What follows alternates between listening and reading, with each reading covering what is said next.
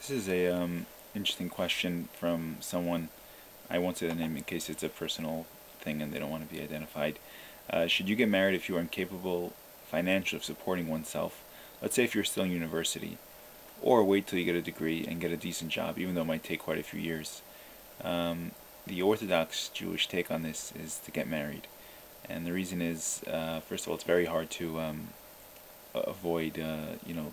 It doesn't sound like a good reason to get married, but if you found the right person and you're mature enough and you're ready for this commitment, then you shouldn't let financial concerns get in the way. You should just have faith that you're doing what God wants you to do, entering into the covenant of marriage, which is no small task and requires a lot of work and a lot of self-sacrifice and a lot of fine-tuning and a lot of patience and being a good listener. And it's not really it's not so easy. But if you're ready and your partner is ready, know that you have God's blessing, and especially if you do it in the right manner and for the right reasons. In such a case, there's really no reason to wait for things to work out financially, because you'll find once you start making financial calculations, there's no end to this concept. I mean, people say, well, I'm only going to have one child or two children because that's all I can afford financially. But you'll find people with large families, they just make it work somehow. They find a way to make it work. And the more you start analyzing how much money it actually takes to be one living person in this world, you can actually reach the conclusion that you can't even afford your own life. And it's just silly because in the end, we all die, and some people die with debt, and some people die leaving money to other people. And things like marriage are eternal, hopefully, and children that you have are eternal, and they're really going to be your legacy and the testament to who you were as a person, as the children you bring into the world. And there's no real room, at least from an Orthodox Jewish perspective, to worry about. And this is probably a little more than modern Orthodox. This is more the Hasidic spin.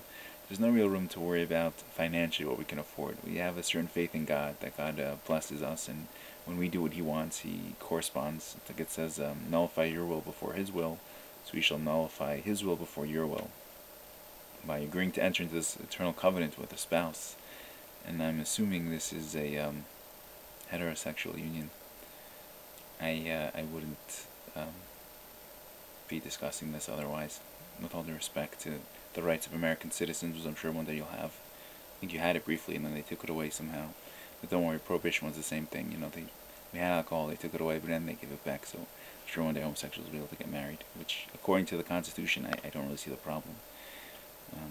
Especially with separation of church and state, I don't know why they're getting such a hard time.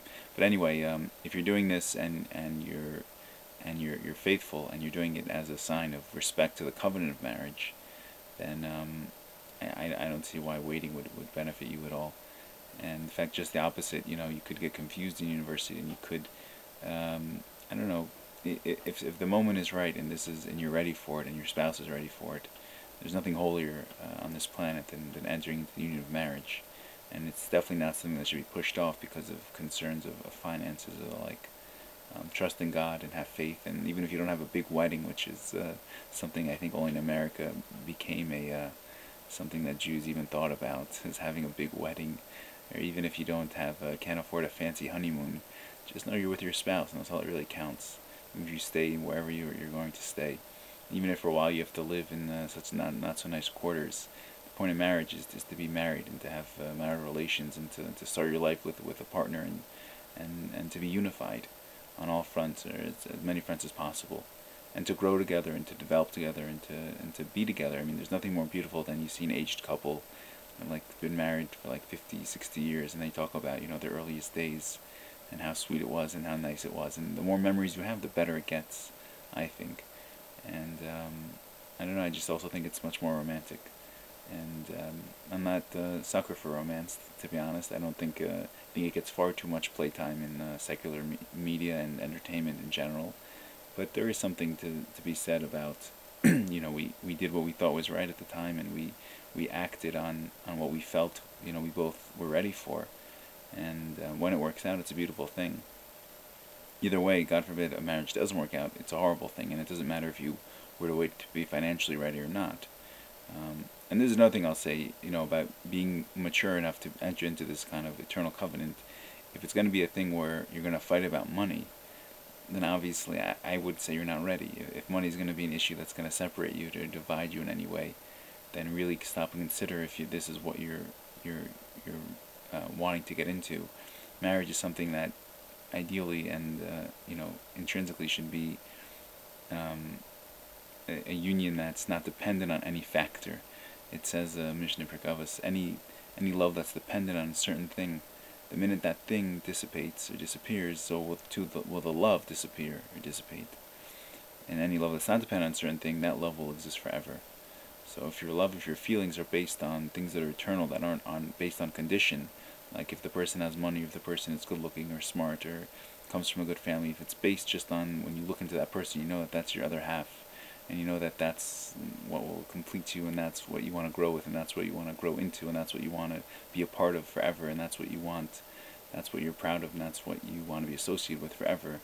If it's these types of feelings that are without condition, then money shouldn't play a part in this at all. At least that's the normative Hasidic approach. If you're asked Modern Orthodox, perhaps you get a different response, and for sure if you're asked Conservative or Reform, a much different response. But that's my opinion, and I gave it. And I wish you much success in your journey and with your decision. May God Almighty bless you in everything that you do.